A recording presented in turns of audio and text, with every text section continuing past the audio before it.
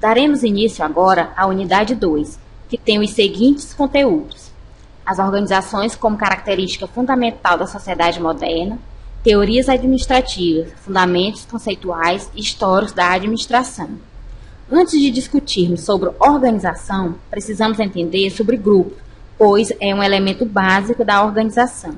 Inicialmente, é importante destacar que o grupo constitui a estrutura mais elementar do mundo social, no qual veremos a seguir dois tipos: os grupos primários, que são as famílias, que possuem maior interação e intimidade, e os secundários, que são grupos que assistem a uma sessão de cinema e mostram-se menos íntimos, mais formais e com normas de convivência explícitas.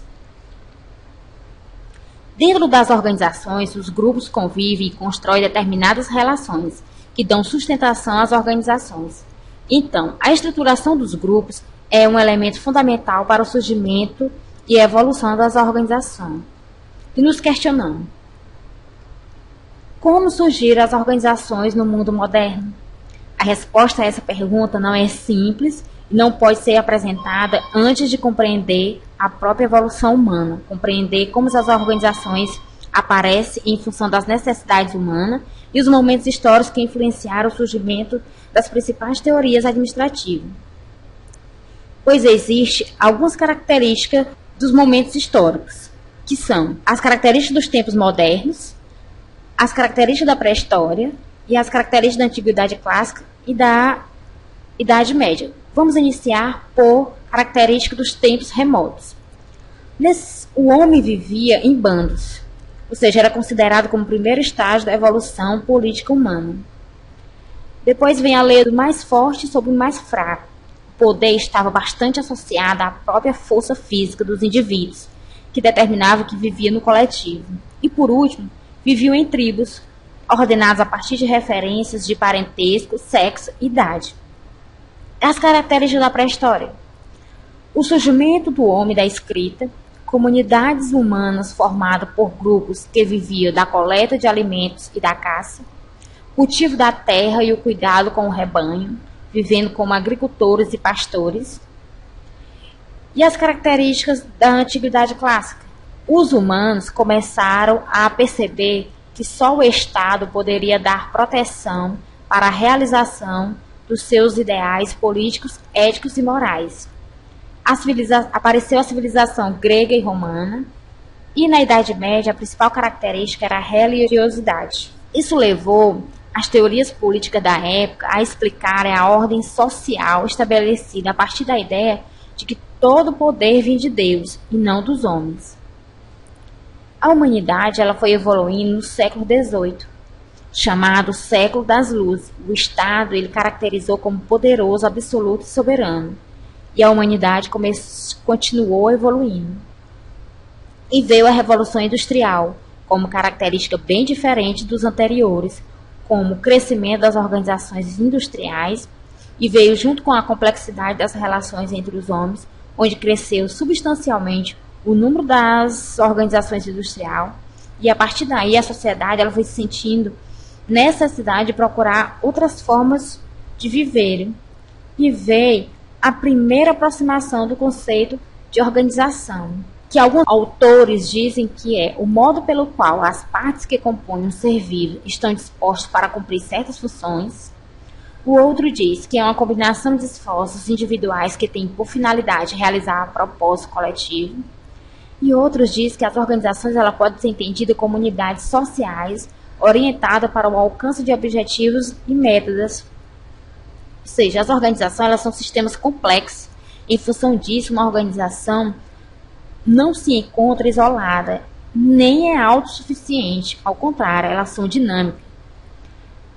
E as organizações elas se classificam em privadas e públicas, pequena, médias e grande, participação obrigatória ou voluntária, econômica, política, religiosa, educacional, produção e serviços, associação e ou empresas comerciais.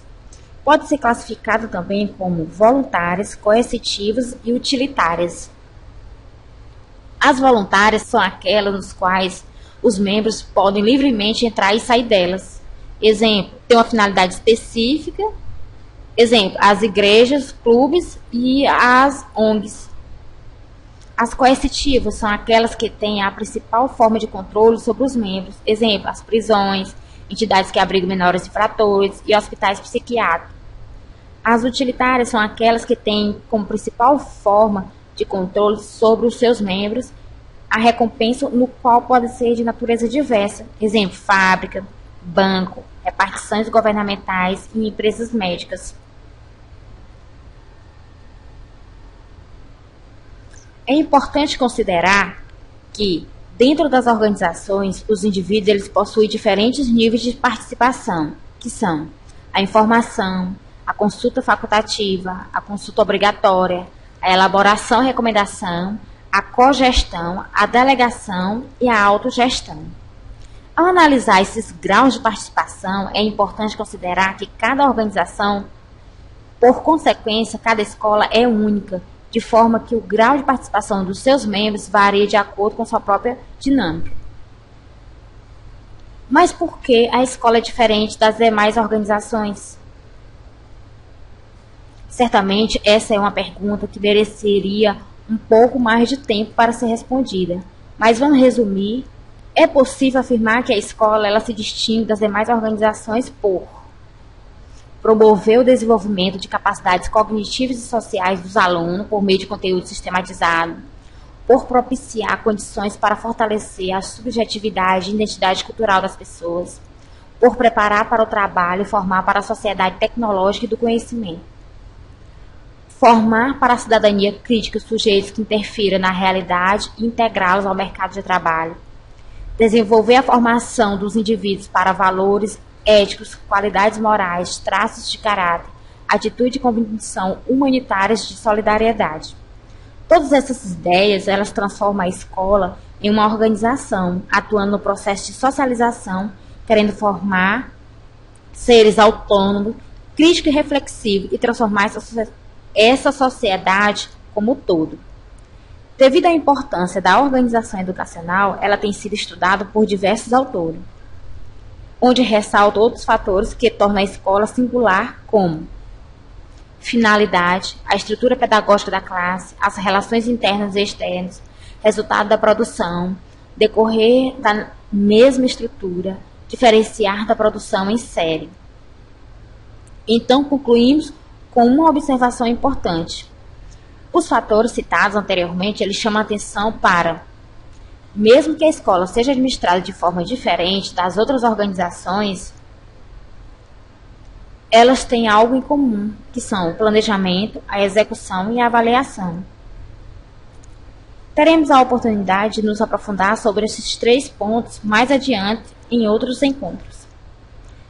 Trataremos agora de outro ponto de grande importância, que é das teorias administrativas, chamadas também de teoria das organizações ou teoria organizacionais, cuja preocupação maior é as práticas desenvolvidas nas organizações, vista em um momento histórico distinto e aplicada em diversas organizações, como empresas. Essas teorias elas acabaram repercutindo sobre a administração escolar. Teorias administrativas, fundamentos conceituais e históricos da administração. Com uma diferença, apesar de ter sido criadas para a empresa, as teorias administrativas elas apresentam alguns conceitos que precisam ser repensados quando tentamos aplicá-los à realidade da escola, pois é uma instituição que possui certa especificidade em relação às demais organizações sociais. E se pararmos para pensar, participamos ao mesmo tempo de diversas organizações, como econômica, política, cultural, religiosa, educacionais, no qual possui alguns princípios, que são produtos de contexto histórico, dinâmicas, caráter ideológico e prático, adaptam-se a contextos históricos diferentes, revela um elemento chamado burocracia.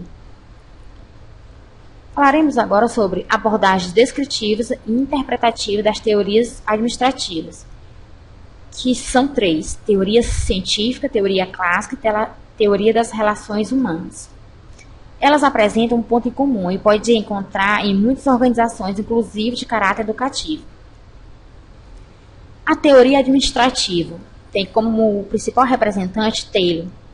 E suas características são caráter altamente técnico, ênfase nas tarefas, foco no chão de fábrica, reduz o desperdício e eleva a produtividade, o ser é isolado, incentiva materiais e salários, máxima eficiência. Taylor preocupava-se com a metodologia do trabalho, defendendo que cada pessoa dentro das organizações, chefe, subordinado, ele deve saber exatamente o que fazer e fazer muito bem.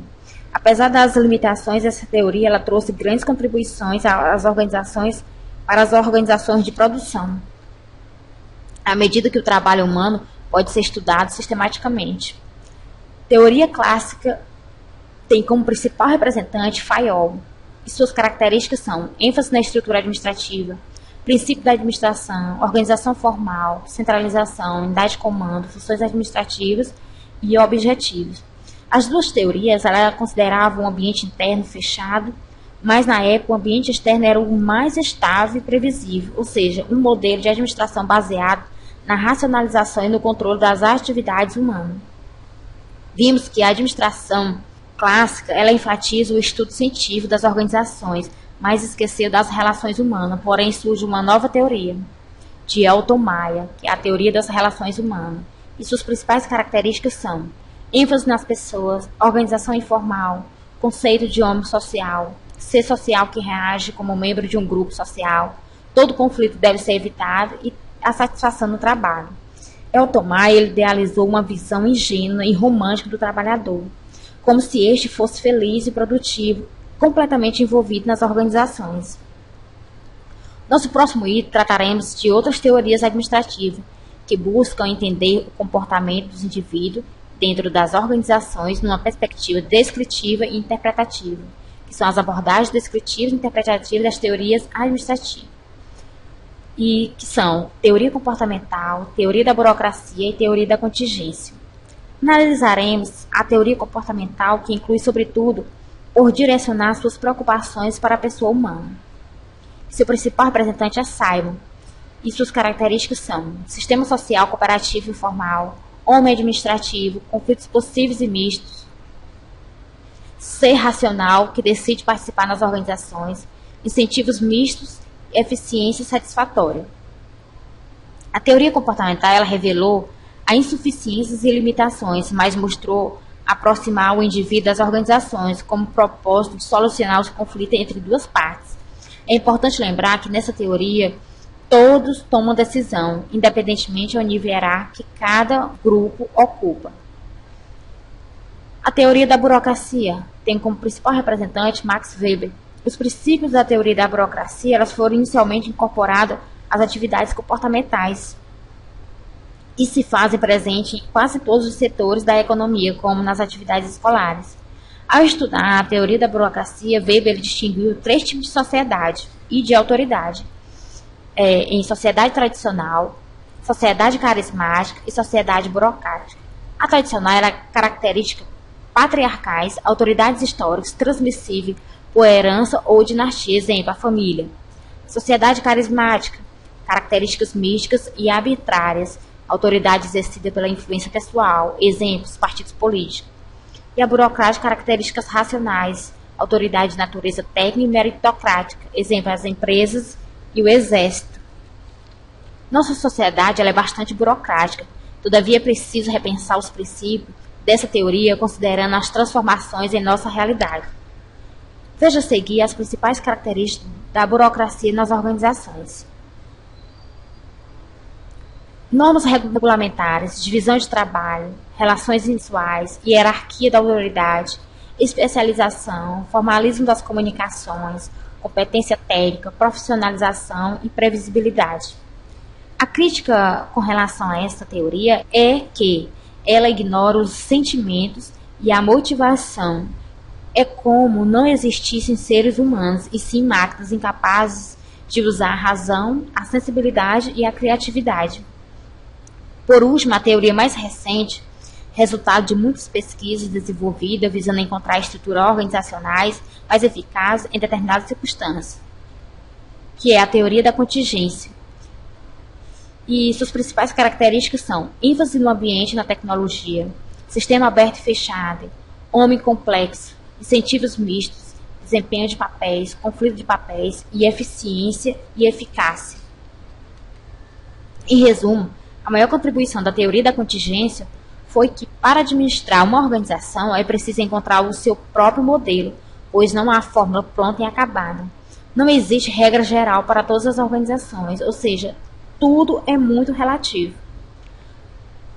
Na escola também temos essa realidade, e não está por definido e acabado, pois tudo está por fazer. E o que a escola tem a ver com tudo isso? A escola ela foi influenciada pelo pensamento administrativo. Do ponto de vista organizacional, é possível identificar 3 tendências históricas dessa influência, que é a tendência conservadora, a tendência democrática e a tendência gerencial. É a substituição da democratização pelo discurso administrativo e economicista. Ela busca não a qualidade do ensino, mas a qualidade do gerenciamento da escola. Pronto, essas são as 3 tendências que influenciaram a escola pelo pensamento administrativo. Bons estudos, espero agregar valor ao conhecimento de vocês. Até a próxima.